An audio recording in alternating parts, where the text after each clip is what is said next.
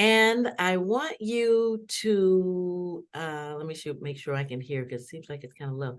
And so I want you to say and spell your name and your pronouns as well.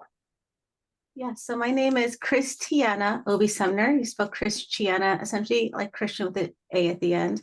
So Christiana. And then ObeySumner, the first part is OBEY, and then last part, like the town in Pierce County. So SUM as in Mary, and it's in Nancy ER. And your pronouns? They, them. And also, what are you running for? I'm running for Seattle City Council District 5. All righty. So of 85th Street, if people don't know what that is. Say that again. Essentially everything north of 85th Street, if people don't know what that is. All righty. Very good. So I want to ask you, oh, look at those nails. I want to ask you one question. Well, I'm going to ask you more than one, but probably 3 questions. So the first question is, why did you decide, out of all the things you could be doing right now with your time, why did you decide to spend it running for Seattle City Council? Yeah, the long and short of it is that, I ran for the transparency seat in 2017, a little bit as an act of protest. I was working at Harborview at the time as a housing coordinator at the Advent coordinated entry. I saw how there were sort of these huge gaps and barriers to progress in the intergovernmental relationship. As as the person at Harborview, I wasn't able to speak from my position, but there was this transparency process that was going on when former Mayor Murray was sort of like, left, and then they had to shuffle.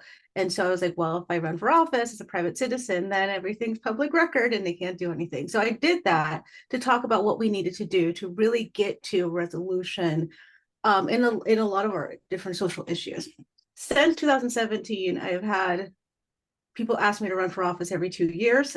Instead, I started my own social equity and policy advocacy organization. We primarily do organizational development. It's called Epiphanies of Equity. We've worked with over 250 businesses, government organizations across the country. This past year, the news came out that the current council member, Deborah Juarez, is not going to run. I think between gluttonous eating holiday in the beginning of the year, I got no less than 24 calls from people, just like, hey, you can run. And I think I've always been the policy wonk, the policy strategist person. So I've sort of tried to avoid it. But I think I finally was like, I think really the sign was I had moved from Aurora Avenue, where I've lived the entire 13 years I've been here, to a rental home in Greenwood, and I had moved out of District 5. And so I was like, well, now I can't run for District 5 as everyone wanted me to, but then they redistricted, and now I'm 5 blocks into District 5 again. So that was really, I think, the universe telling me maybe I should run. If you want people to vote for you, why should they vote for ChrisTiana ObeySumner? I share all that story because as I've been working with my clients, I've been doing the organizing work. When I was co-chair of the Seattle Disabilities and Runners Commission, a community organizer, there's one sort of main through line across all of those experiences that has been the biggest barrier, which is policy. Policy, especially out of purview of the particular person. They do as much organizational development as they want to. Something happens where it's like, oh, but that's against the law, or we don't have enough grant funding, or the grant requirements are off. And so really this seems like the next logical step. I have been sought after in my business as the person who sort of comes in, sort of looks at the nitty gritty of things, sort of the forensics, the culture, where some of the policy barriers are, and then see what can be done in the name of change management and leadership. I think when people think about social equity, they get a different sort of like idea about it, that's fine. But really, when I talk about social equity, I mean, what does it mean to have an equitable society? So that really does mean not only identity, not only community, but also how do we actually have good governance, good policy? That's my background in field of study, understanding humans as the main variable of that, background in social psychology. And so that's what I would bring to this. And hopefully folks can honestly look me up and see some of the folks I've worked with, see some of my past, what have been featured in the news. I've been asked to speak at MIT. I've been asked to give guest lectures. It's University of Washington, Seattle University. The as there, I have a toolkit of success I've been able to build over the years, and I really do believe that I can replicate that success on Seattle City Council. If you are elected, what will the citizens of Seattle see if they wouldn't see without you on the city council? You know, as I said, that the biggest barrier, upstream barrier, is policy. And I think that the first thing I want to do is to actually practice good governance and look at the policy strategy of the city. So when we're putting policies in place, are we holding both the knowledge that we can glean from our reporting, from our education, from our background, our experiences, from sort of the operations and procedures of the city, but also the wisdom of lived experience. And I mean, the actual grounded reality of what happens.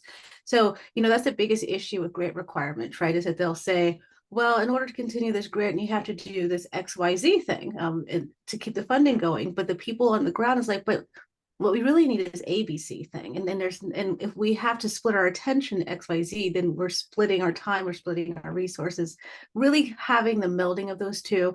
But I would say of everything that I would love to bring to city council, the number one thing I've heard people in our constituency say they are looking for is to have a city council that's going to be focused on progress of the policy and the goals for our city, and not get caught up in minutia of infighting, of conflict, of whatever that power dynamic is. I would say that's the number one thing I've seen.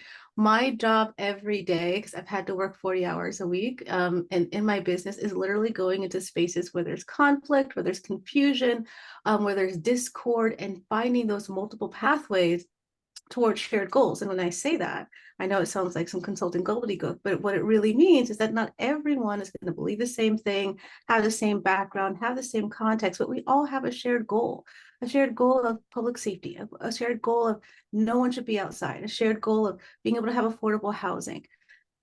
We can all work towards that goal, and being able to bring different communities together is what I've been known for and reached out for. And that's what voters can expect if you become council member ObeySumner. Yes, I would love to model the toolkit that I have used with my clients of how do you continue progress moving forward using change management, putting into policies that it can be innovative, that can be successful, progress benchmarks, while also staying focused and for lack of a better word, staying diplomatic, keeping our focus ahead and our shared goals, as opposed to getting caught up in that minutia.